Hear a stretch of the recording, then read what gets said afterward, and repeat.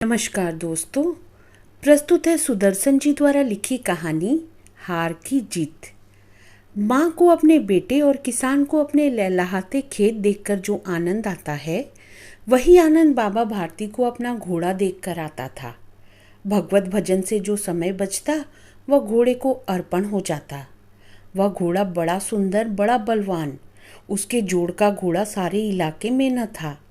बाबा भारती उसे सुल्तान कहकर पुकारते, अपने हाथ से खरहरा करते, खुद दाना खिलाते और देख देख कर प्रसन्न होते थे।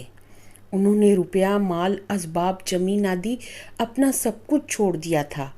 यहाँ तक कि उन्हें नगर के जीवन से भी घृणा थी।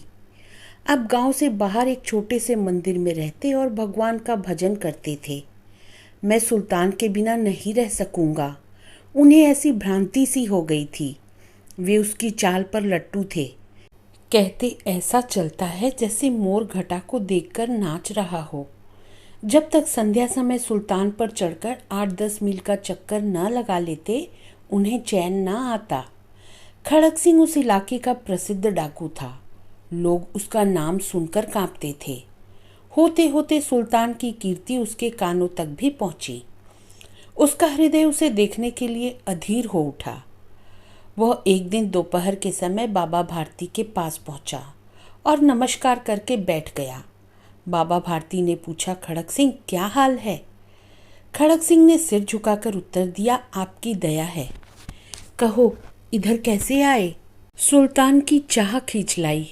विचित्र जानवर है, देखोगे तो प्रसन्न हो जाओगे। मैंने भी बड़ी प्रशंसा सुनी है। उसकी चाल तुम्हारा मन मोह लेगी। कहते हैं देखने में भी बहुत सुंदर है। क्या कहना, जो उसे एक बार देख लेता है उसके हृदय पर उसकी छवि अंकित हो जाती है। बहुत दिनों से अभिलाषा थी, आज उपस्थित हो सका हूँ। बाबा भारती और खड़क सिंह अस्तबल में पहुँचे। बाबा ने घोड़ा दिखाया घमंड से। खड़क सिंह ने देखा आश्चर्य से। उसने सैकड़ों घोड़े देखे थे, परंतु ऐसा बांका घोड़ा उसकी आंखों से कभी न गुजरा था। सोचने लगा, भाग्य की बात है, ऐसा घोड़ा खड़क सिंह के पास होना चाहिए था। इस साधु को ऐसी चीजों से क्या लाभ? कुछ देर तक आश्चर्य से चुपचाप खड़ा रहा। इसके पश्चात उसके हृदय में हलचल होने लगी। बालकों किसी अधीरता से बोला, परंतु बाबा जी, इसकी चाल न देखी तो क्या? दूसरे के मुख से सुनने के लिए उसका हृदय अधीर हो गया। घोड़े को खोलकर बाहर गए। घोड़ा वायु वेग से उड़ने लगा। उसकी चाल को देखकर खड़क सिंह के हृदय पर सांप लौट गया। वह डाकू था और जो वस्तु उसे पसंद आ जाए उस पर वह अपना अधिकार समझता था। उसके पास बाहुबल था और आदमी भी। जाते जाते उसने कहा, बाबा जी, मैं यह घोड़ा आपके पास न रहने दूंगा। बाबा भारती डर गए। अब उन्हें रात को नींद ना आती। सारी रात अस्तबल की रखवाली में कटने लगी।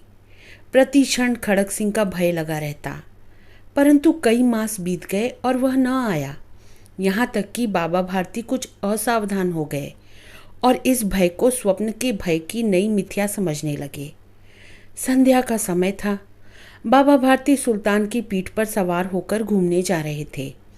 इस समय उनकी आंखों में चमक थी, मुख पर प्रसन्नता।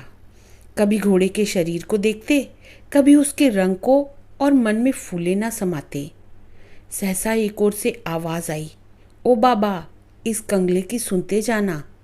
आवाज में करुणा थी। बाबा ने घोड़े को रोक लिया। देखा एक अपाहिज वृक्ष की छाया में पड़ा करहा रहा है। बोले, क्यों, तुम्हें क्या कष्ट है? अपाहिज ने हाथ जोड़कर कहा, बाबा, मैं दुखियारा हूँ, मुझ पर दया करो। रामावाला यहाँ से 3 मील है, मुझे वहाँ जाना है। घोड़े पर चढ़ा लो, परमात्मा भला करेगा। वहाँ तुम्हारा कौन है? दुर्गादत्त वैद्य का नाम आपने सुना होगा, मैं उनका सौतेला भाई हूँ। बाबा भारती ने घोड़े से उतरकर अपाहिज को घोड़े पर सवार किया और स्वयं उसकी लगाम पकड़कर धीरे धीरे चलने लगे। सहसा उन्हें एक झटका सा लगा और लगाम हाथ से छूट गई। उनके आश्चर्य का ठिकाना न रहा जब उन्होंने देखा कि अपाहिज घोड़े की पीठ पर तनकर बैठा है और घोड़े को दौड़ाए लिए जा रहा है। उनके मुख से भय, विस्मय और निराशा से मिली हुई चीख निकल गई। वह अपाहिज डाकू खड़क सिंह था। बाबा भारती कुछ देर तक चुप रहे और कुछ समय पश्चात कुछ निश्चय करके पूरे बल से चिल्लाकर बोले, जरा ठहर जाओ। खड़क सिंह ने यह आवाज़ सुनकर घोड़ा रोक लिया और उसकी गर्दन पर प्यार से हाथ फेरते हुए कहा, बाबा जी, यह घोड़ा अब ना दूंगा। परंतु एक बात सुनते जाओ। खड़क सिंह ठहर गया। बाबा भारती ने निकट जाकर उसकी ओर ऐसी आंखों से देखा जैसे बकरा कसाई की ओर देखता है और कहा, यह घोड़ा तुम्हारा हो चुका है। मैं तुमसे इसे वापस करने के लिए ना कहूँगा, परंतु खड़क सिंह, केवल एक प्रार्थना करता हूँ, इसे अस्वीकार न करना, नहीं तो मेरा दिल टूट जाएगा। बाबा जी, आज्ञा कीजिए, मैं आपका दास हूँ, केवल घोड़ा ना दूंगा। अब घोड़े का नाम न लो। मैं तुमसे इस विषय में कुछ न कहूँगा। मेरी प्रार्थना केवल यह है कि इस घटना को किसी के सामने प्रकट न करना। खड़क सिंह का मुंह आश्चर्य से खुला रह गया। उसका विचार था कि उसे घोड़े को लेकर यहाँ से भागना पड़ेगा, परंतु बाबा भारती ने स्वयं उसे कहा कि इस घटना को किसी के सामने प्रकट न करना। इससे क्या प्रयोजन सिद्ध हो सकता है? खड़क सिंह ने बहुत सोचा, बहुत सिर मारा, परंतु कुछ समझ न सका। हारकर उसने अपनी आंखें बाबा भारती के मुख पर गड़ा दी और पूछा, बाबा जी, इसमें आपको क्या डर है? सुनकर बाबा भारती ने उत्तर दिया, लोगों को यदि इस घटना का पता चला तो वे दीन दुखियों पर विश्वास न करेंगे। यह कहते कहते उन्होंने सुल्तान की ओर से इस तरह मुंह मोड़ लिया जैसे उनका उससे कभी कोई संबंध ही नहीं रहा हो। बाबा भारती चले गए, परंतु उनके शब्द खड़क सिंह के कानों में उसी प्रकार गूंज रहे थे। सोचता था, कैसे ऊंचे विचार है, कैसा पवित्र भाव है। उन्हें इस घोड़े से प्रेम था। इसे देखकर उनका मुख फूल की नाई खिल जाता था। कहते थे, इसके बिना मैं रह ना सकूंगा। इसकी रखवाली में वे कई रात सोए नहीं। भजन भक्ति न कर रखवाली करते रहे, परंतु आज उनके मुख पर दुख की रेखा तक दिखाई न पड़ती थी। उन्हें केवल यह ख्याल था कि कहीं लोग दीन दुखियों पर विश्वास करना ना छोड़ दें। ऐसा मनुष्य नहीं, देवता है। रात्रि के अंधकार में खड़क सिंह बाबा भारती के मंदिर पहुंचा। चारों ओर सन्नाटा था। आकाश में तारे टिमटिमा रहे थे। थोड़ी दूर पर गांव के कुत्ते भौंक रहे थे। मंदिर के अंदर कोई शब्द सुनाई न देता था। खड़क सिंह सुल्तान की बाग पकड़े हुए था। वह धीरे धीरे अस्तबल के फाटक पर पहुंचा। फाटक खुला पड़ा था। किसी समय वहां बाबा भारती स्वयं लाठी लेकर पहरा देते थे, परंतु आज उन्हें किसी चोरी, किसी डाके का भय न था।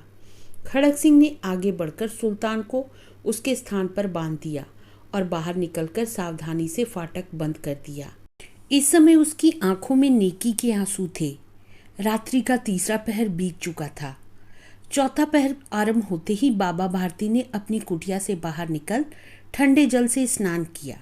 उसके पश्चात इस प्रकार जैसे कोई स्वप्न में चल रहा हो उनके पांव अस्तबल की ओर बढ़े, परंतु फाटक पर पहुंचकर उनको अपनी भूल प्रतीत हुई। साथ ही घोर निराशा ने पांव को मन भर का भारी बना दिया। वे वहीं रुक गए। घोड़े ने अपने स्वामी के पांव की चाप को पहचान लिया और जोर से हिनहिनाया। अब बाबा भारती आश्चर्य और प्रसन्नता से दौड़ते हुए अंदर घुसे और अपने प्यारे घोड़े के गले से लिपटकर इस प्रकार रोने लगे मानो कोई पिता बहुत दिन से बिछड़े हुए पुत्र से मिल रहा हो। बार बार उसकी पीठ पर हाथ फेरते, बार बार उसके मुंह पर थपकियां देते। फिर वे संतोष से बोले, अब कोई दीन दुखियों से मुंह ना मोड़ेगा। तो दोस्तों, मुझे उम्मीद है आपको यह कहानी पसंद आई होगी। अब मिलती हूँ अगली कहानी के साथ। तब तक के लिए अलविदा।